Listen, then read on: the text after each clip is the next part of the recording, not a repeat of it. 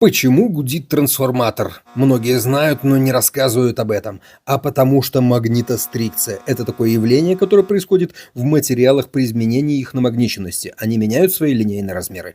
То бишь дрожат, сжимаются и разжимаются. И мы слышим звук. От этих сжатий и разжиманий происходят звуковые волны. Но самое интересное, что трансформатор дрожит с частотой, какой вы думали? При частоте сети 50 Гц трансформатор дрожит на слух 100 Гц, потому что за каждое колебание электрического тока за полный период мы слышим два жужжания за каждую полуволну, а это значит, происходит два периода звуковых колебаний, то есть 100 Гц.